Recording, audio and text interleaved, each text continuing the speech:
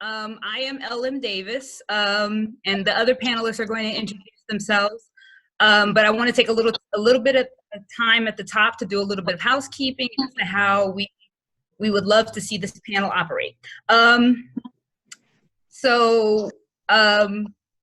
You all have all sort of voluntarily at this point muted your video and turned off your sound, which is great. There should be if you're looking at this from laptop, if you want to choose the gallery view, then you should be able to see all four of the panelists who are currently here at the same time. If you want to go with the standard view, that's all okay. Also, you can, and you'll just hear you'll see prominently whoever's speaking at the moment. I said 4 panelists. We will have a 5th panelist who will be joining us. Milton Davis is an essential worker. He is a chemist and he makes hand sanitizer. So he's headed home from work and he should be able to join us in probably about 20 minutes or so, he said. If you have a question as we're speaking, definitely there should be an option at the bottom of the screen for you to raise your hand. And if you raise your hand, then we can unmute your video and we can unmute your sound, and you can go ahead and you'll be on screen to answer, ask your question. If you don't want to do that, you can also just go ahead and post your question in the chat, and we'll get to as many of those as we can. We definitely wanted to think, we definitely wanted to think of this as a conversation. We're all artists, I imagine, or have some interest in speculative fiction. And in this is a surreal kind of moment that I don't think any of us ever kind of imagined that we'd live through. We've read about it in books, right? We've read about pandemics over and over again in the kind of literature and the kind of fiction we love and the kind of films we watch. And now we're living through it, and it's strange. We wanted to give people an opportunity to come together in conversation to kind of do some kind of processing of what it is exactly we're going through in this moment, especially since it requires us to self-isolate in so many ways. The spaces and opportunities to have this kind of conversations just are not necessarily always ready. Hopefully we can come together and have a really fruitful and for you useful conversation that helps you to think about this moment, helps you to think about your own creative practice during this moment, helps you to leave this conversation a little bit more renewed. So to start off with, I asked our panelists to prepare just a little bit of conversation about those 3 questions. Like, how are they processing this moment? How are they, what are they working on in this moment, if anything? If so, how is this pandemic informing their work? And then finally, what does their creative process look like right now? We're all going to start by sharing a little bit of that with you all. And then, of course, as I said, chime in the chat. If you want to share your experience, raise your hand and we can unmute you, and we can get the conversation going from there. So whoever would like to go first. I can go. One thing that struck me about, this is Alan Jones. Hello, everyone. Thank you for joining us. The one thing that strikes me in this moment, particularly, is how history repeats itself. The first thought would be the Spanish flu in the early 1900s, but I'm thinking more in terms of the Tuskegee experiment and other times where people of color have been put in harm's way as a canary in the coal mine test run for things. And I'm thinking of the state of Georgia specifically, how it just seems very obvious and dubious how the governor has basically opened up a few types of businesses to attract those particular social economic strata, and in the state of Georgia, a racial strata segment. And it just has such a lack of concern, a lack of humanity to it, and how that informs my writing. That it does. Well, basically, most of my books, everything I write, fiction work, has people of color in it. People of color, all kinds of people, what I see in the world. But this particular realization does allow me, or reinforces my idea that race is still an issue in this country. And I never thought we were post-racial, but it did kind of confirm that bringing these types of topics up and having these kinds of conversations transpire in my writing is still relevant. And then I would say, and that's how it informs my writing, because it reaffirms that race is still very much an issue in this country. It's not the center of every story, but it's definitely a reality of someone who grew up in this country, and it's still reality now. And lastly, my process is, when I can't be at the beach, and my typical background on Zoom is a picture of a beach that I go to regularly. But when I'm not at the beach, I use music. So my process is basically, I have to get my mind right. And when I turn on my particular playlist, it really kind of puts me in a headspace to where I can kind of free associate and kind of basically daydream my way into ideas, and that brings about good stories. So that would be my process for writing. Because I think it's important for writers to have a reproducible methodology to creative writing, because if you try to rely on inspiration and random events to inspire you to write, I don't see how you keep a schedule. Mm-hmm. Marcus? Well, you popped up on my screen. It felt like you had something to say. On side, and it picked up my side. Okay. All right. So for me, Marcus Haynes. Hola. Hello.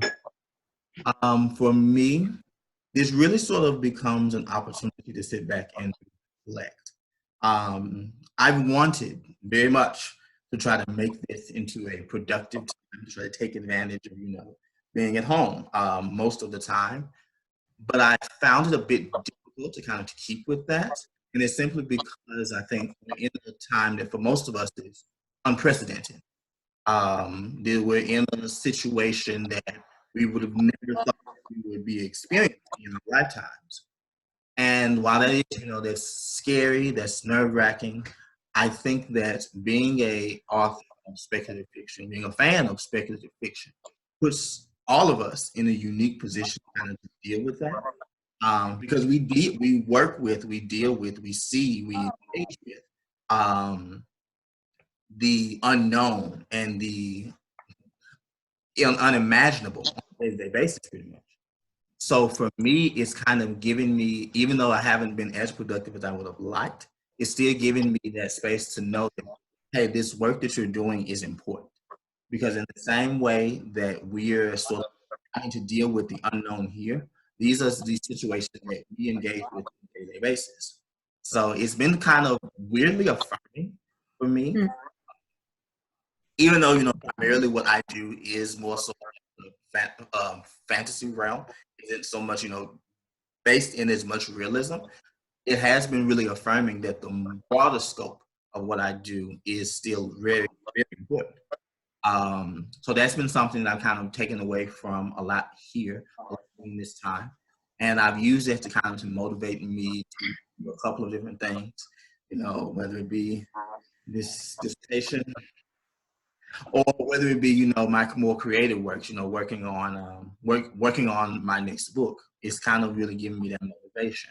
And that's kind of really what I'm trying to take from it. And I'm allowing myself to say, it's okay if you're not churning out 15 pages a day.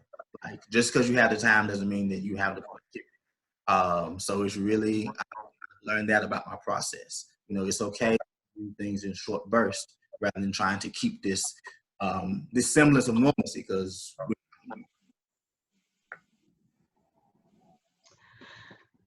well, my name is Violet Meyer. The way I have been processing this moment Honestly, it's been a time of reflection and gratitude and growing closer to my family and just really embracing life in general. Like, it's been very reflective to me. And I have a house full. My oldest is here from college. I'm homeschooling with a 7-year-old. And so it's very, and a 14-year-old. So it's very, I would like to be more productive, but it seems as if because my children don't have their friends, they talk to me all day long. You're going to come away knowing them better than ever. Yeah, and they want to actually have conversations and come get in my bed and binge watch with me. So in that way, I do feel very grateful, and it makes you really appreciate your family more. What I'm working on, nothing at the moment. My creativity has been a little stifled. I have little bursts, so I've been jotting down notes, but I have been promoting. And I think promotion has been on my heart more than any time, because this is an opportunity for us independent creatives to really get our work out there, because people have nothing to do but read. They have time.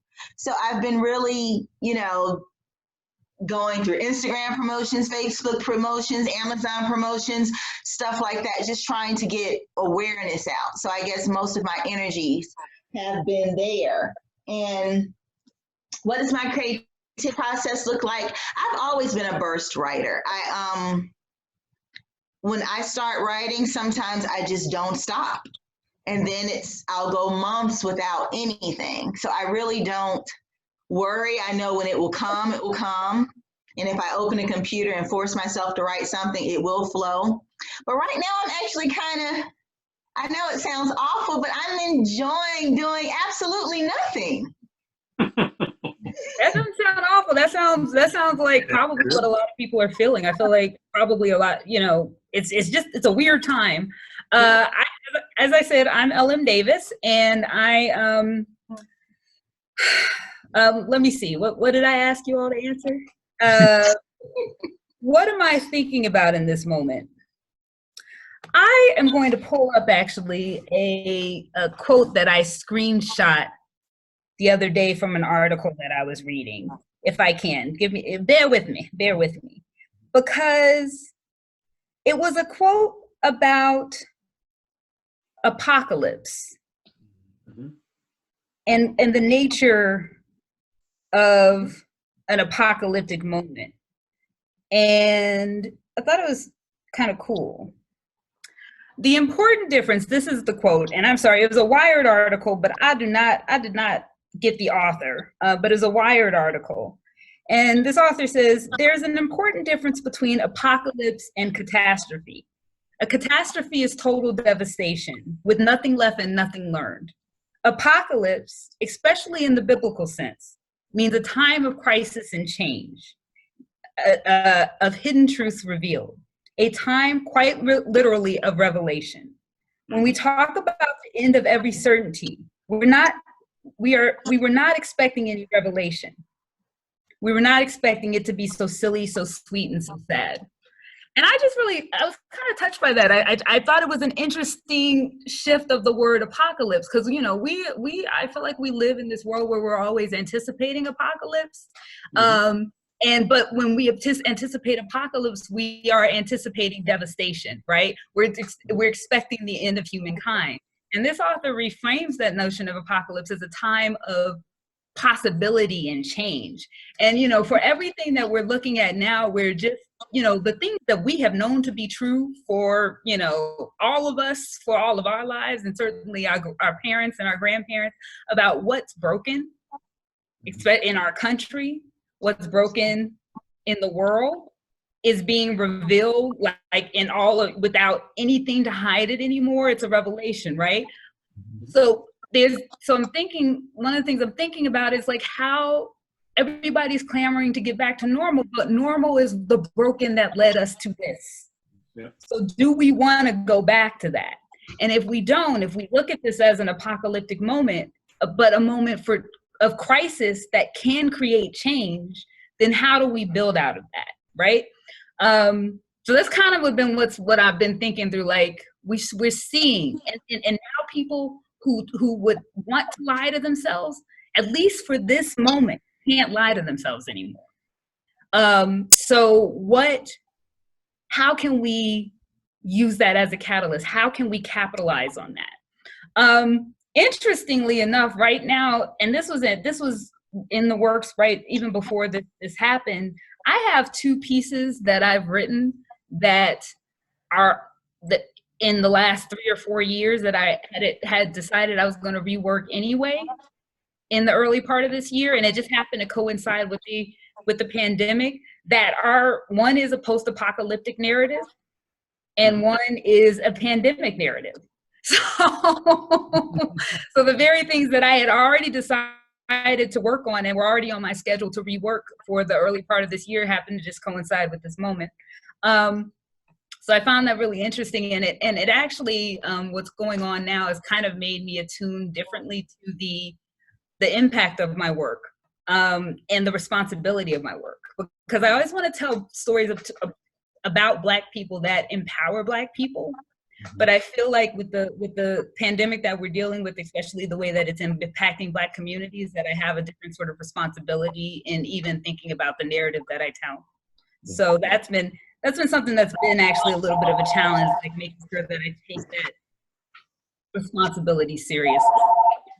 And then finally, my creative process, I have been so weirdly productive. It's not normal. I feel like I must be being productive to, I don't know, cope. I don't know. Like maybe I have nothing else. It's me and my cat. I do not have a house full of children. I'm not homeschooling anyone. I have a cat. She's like a child, but she is not a child. And I don't have to teach her nothing. So, so I actually have been able to, I finished the revision on the revision on the pandemic project. And I've completed actually drafts on some other things. And it's weird to me because I'm like you, Violet. Like sometimes I can go a couple of months and not write anything, but I've been writing pretty constantly throughout this. And I'm not going to look the gift horse in the mouth. I mean, I am right now. I'm looking it in his mouth. It's going to bite me. But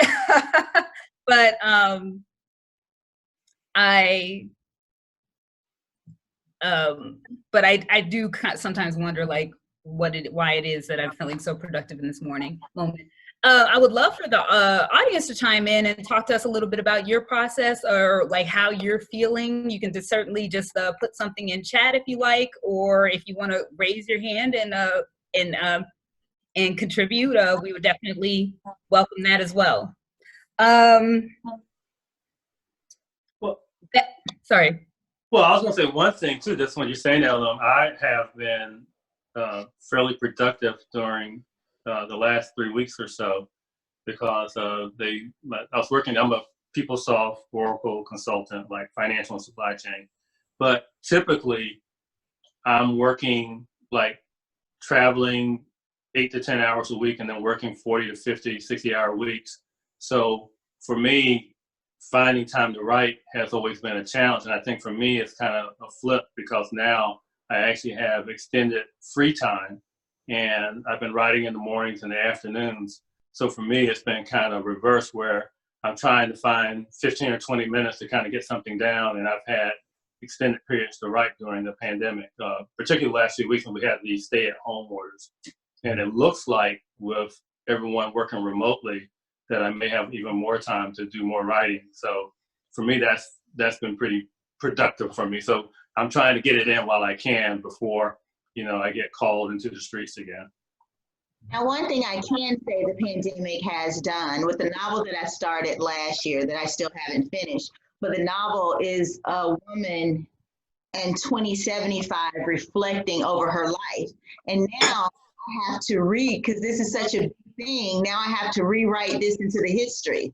And it's, I'm at a pause, like, I want to see how it unfolds and how it will affect the story, because I can't write a novel about what happened in the last 100 years without, even mentioning what this is. And I'm an eternal optimist. I'm trying to hope that this will end up well and good and won't be like a plague on a grand scale that will scar us for a lifetime. So I'm trying to keep happy thoughts, hoping it will And pass. I think that Violet raises an interesting question. And Alan, maybe you were going to speak to this a little bit too.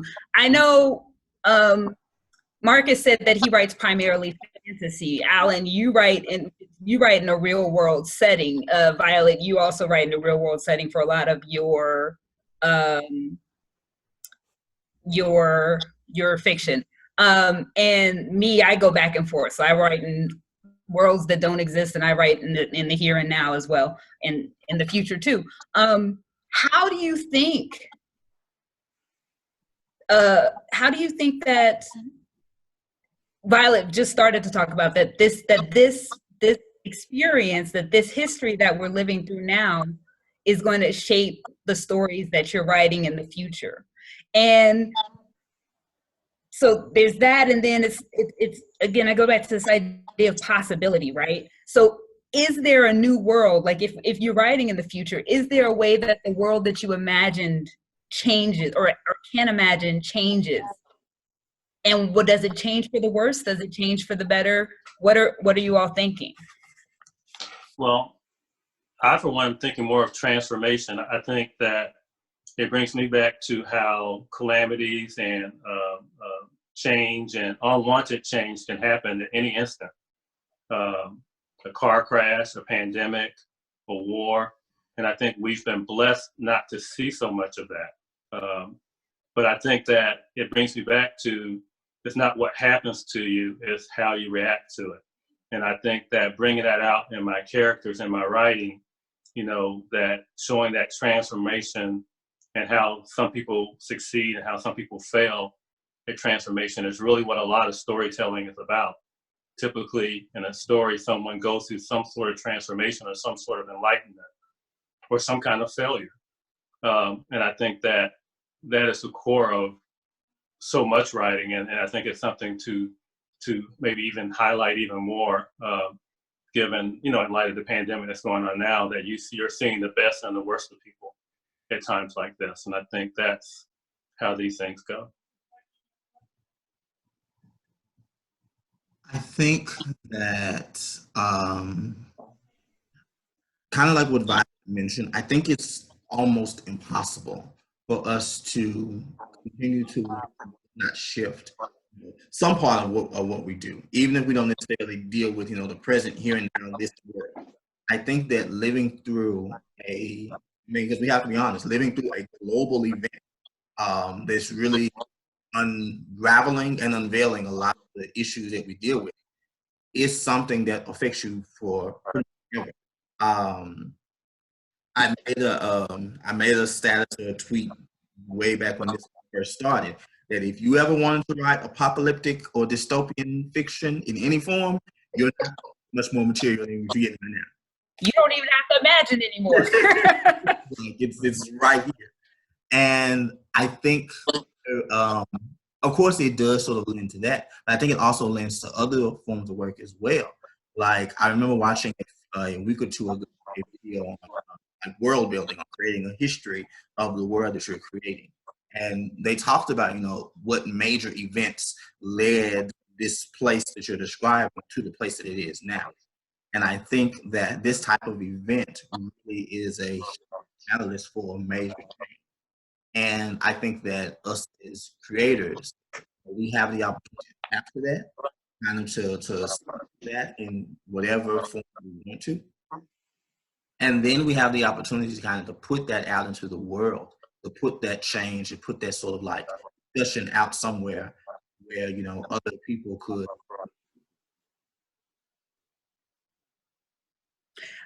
And I think, Marcus, I agree with that. I think that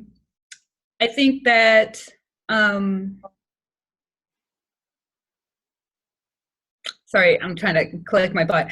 I think that even if, as you said, even if we don't necessarily work on, even if we're writing fantasy in different worlds, we might be writing fantasy where there's a pandemic. We might be writing fantasy where the government of the world or the country that we're writing about is amoral and dysfunctional. You got no better examples than what we're witnessing, what we're witnessing now. So it can give, this is a moment to draw that kind of insight. And things like pandemics and things like, you know, they are well-worn, but still thought-provoking tropes in fantasy and science fiction literature. But this is a, you know, but in the United States, the last pandemic we could point to was in 1918, with the Spanish flu, like the last massive pandemic. So this is also another perspective on a modern nation, right? A modern nation with all of these technological advances that is still being felled by, you know, an invisible enemy. So it's also like a moment to witness the collapse. This is not positive. I'm going to try and get more positive people, but I think first we have to define the moment, and then we can maybe talk about how we move positively out of it. But this is a moment where you sort of witness. We spend the positive later. Yeah, we spend. Well, yeah. I mean, because we gotta name the reality, and then we can Octavia Butler it up. But yeah, it's where we're just kind of witnessing the collapse of a society, just in terms of even for the short term, or however, by an invisible enemy. Alan? But Ellen, I was going to say too, I think too, this is possibly, at least a conversation that's going on, this could be the collapse of capitalism as we know it. Now, capitalism is not going anywhere. Capitalism is endemic of human nature. So I think capitalism would always be kind of a superior model. But I think the right answer is going to be a blend of these different socioeconomic, you know, platforms. But I do think this kind of lifting capitalism up as a religion almost, like as though the founding fathers founded this land in order for us to worship at the church or capitalism. I think that when you look at the polling, this is why Trump pivoted on Kemp, is that over 80% of Americans are in favor of the stay-at-home orders. Even 75% of Republicans are in favor of it. So people, the masses, are putting their life before their pocketbooks. I'm saying, and the life of others before their pocketbook. So to me, that's an overwhelming statement and referendum on, well, making money at any cost is not the church that we as a nation want to bow down to. You know, so I think, to your point, Ellen, that I think that this is an opportunity for not the collapse necessarily of capitalism, for us to rethink and remodel and perhaps follow after some other Western societies where there's more care and concern for the populace. And I don't know if we're going to take the opportunity, but there's an opportunity there. It is an opportunity. And in saying that, it just sort of brings me back to sort of like something that you actually brought up a little bit earlier, because us as Black creators, I think we're in a particular space where we have, I'm hesitant to say responsibility, but that's kind of what I'm leaning towards. But we have a space to kind of to be able to discuss this, to kind of to really dig into this. Particularly, like, I'm thinking about so much work that I've read, like that falls under that visionary, so like umbrella, that recognizes that these systems collapse. It recognizes that even if they don't entirely go away, that, you know, that we're seeing some of the in them, and then to sort of like presents some alternatives. You know, like Ellen mentioned earlier, like Octavia Butlering it up.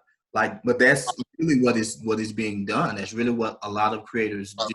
They present those alternatives. They, you know, they play around with different ideas. That might not work, you know, and, you know, not everyone may be able to or may be willing to do that.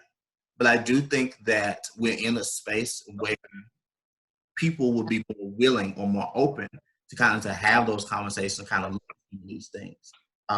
And particularly as creators who are majorly affected by the ramifications of this virus, I think we can speak from a perspective that we might not get anywhere else. I think one thing that this pandemic has done besides highlight the grotesque capitalism, is to see the overwhelming fear of some and the entire opposite of people who don't care at all. And to see that work it out, just even with, when I talk about my own family members, I have a nephew who goes to a cookout every weekend. Like, this is not even real. And then you have those who, they wear a mask just to go into their front yard. So I think playing with that creativity, the nature of people, the way we perceive things, and how we play with fear and the carelessness of life, I think that's something I would definitely want to play with creatively. Yeah, yeah. Because we learn a lot about ourselves. We learn a lot about people. You know, Yes. There's a saying that says like you learn the most about people when they're at their lowest, or like Yeah. the most about people comes out when they're at the lowest point.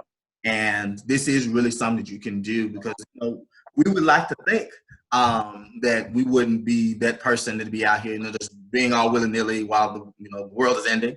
Some I saw a meme where someone asking like, we used to look at these people who would be out here, still trying to live normally, do like the zombie apocalypse, like who would actually do that? And now we're seeing who would actually do that. It lends some credibility to characters that we thought were unreal before. Like, there's some folks out there. Truth is always stranger than fiction, always. Who will risk it all for a barbecue, for a good rib or something. I don't know. I think, Marcus, to go back to what you were saying, and I like that, Violet. I think that this is giving us a crash course, I think, in a lot of different kinds of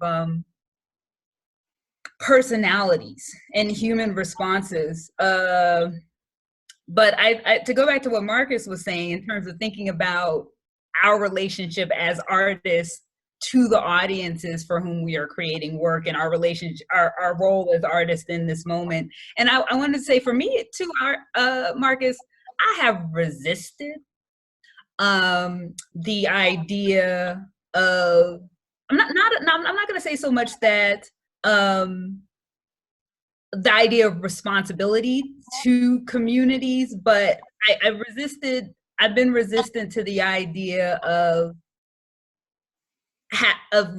being required to construct a particular kind of picture of Black communities, or only a positive picture of Black communities. I think that's what I'm saying.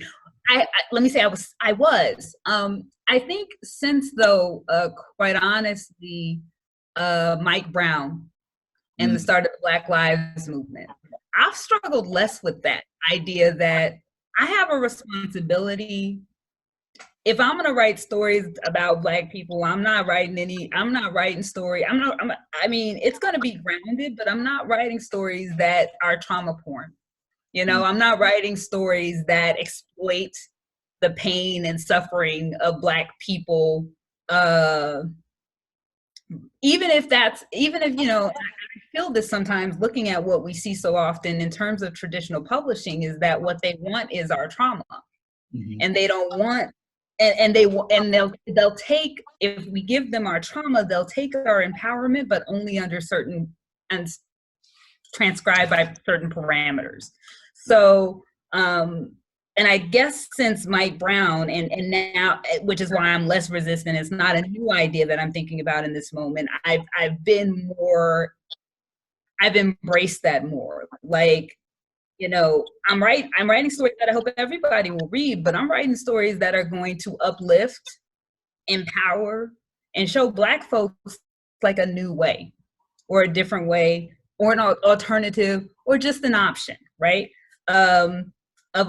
For interpreting and understanding their experience. And I feel like in this moment, again, and I'm just struck again by the numbers and how this thing is moving in Black communities, that even with the pandemic story that I was working on, I had to have a couple of conversations with a lot of readers. And I was like, because I wrote the story several years ago, but now this moment changes that, right? And I have to think about it differently.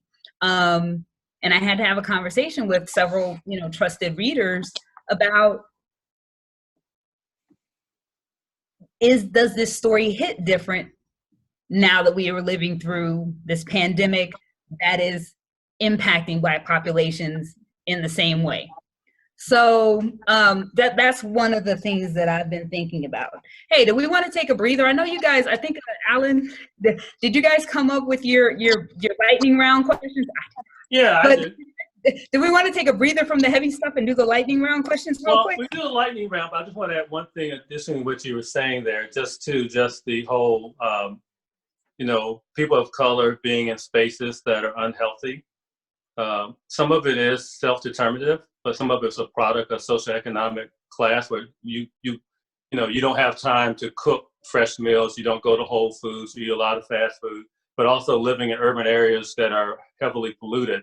And there's a strong correlation between people and population levels and their susceptibility to the coronavirus. So yes, just wanted to kind of add that in. But for the lightning round, I do have a question, and my question is for each author, and I'll answer first, and then you guys can kind of see where I'm going with this. But if you had to name what is your superpower and what is your weakness as an individual? So I'm revealing a little bit about myself. My superpower is I have an incredible gift for remembering faces. If I've seen you before, I'm going to remember you. And sometimes I have to turn that superpower off because it can get a little creepy. But when I see this, and I read something about how men are really good at remembering faces, but my weakness is, my kryptonite is, I'm terrible with names.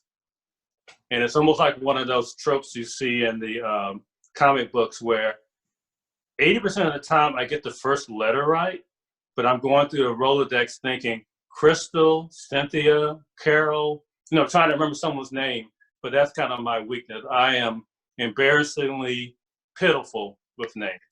That's why I only ever gave you my first initial. I can handle that, right? Don't worry about the rest. Hell, yeah, but that's it. So anyway, so everyone, what's the thing you feel like you have that no one else, like your superpower, that something that you just do phenomenally well that people would not believe?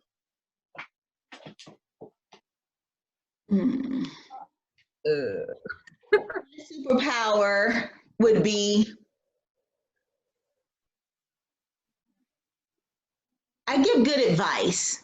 People seek advice from me. I'm a positive person and I look at the bright side of things and I can handle, I'm a very strong person. It takes a lot to really shake my being. It's not that I don't hurt and have pains like anyone else, but it takes a lot to knock me off. And I think that's my superpower. And that can also be my weakness because on the outside, I'm always the person that people put everything on. And I really, and my daughter asked me that the other day. She's like, who do you call? Actually, it was my sister. She said, who do you call when you have trouble? And I said, absolutely nobody. Nobody. I don't. I solve my own play. I go in my room, slide down the wall, cry about it, and walk out. So that is my greatest strength and my greatest weakness. I have neither strength nor weakness. I just go right down the middle. That's a cop out. Go ahead, Martin. I don't know. I've been really trying to think about this. This probably says I don't do enough self-reflection. But I guess I feel like I am a type of person who's very prone to, I guess, paternalism sounds so bad.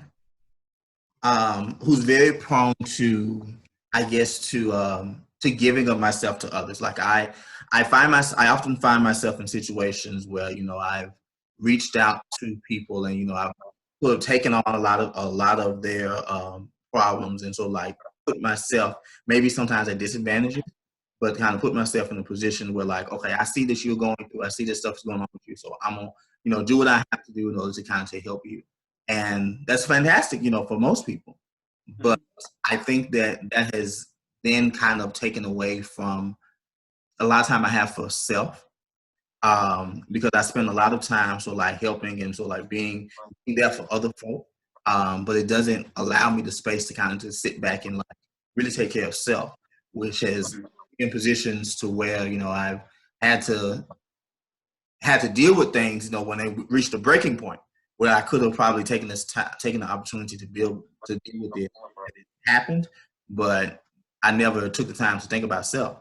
So I guess that kind of makes the superpower weakness, very helpful, but kind of neglectful of self, which is also kind of reflected in the fact that I ain't did no self-reflection. So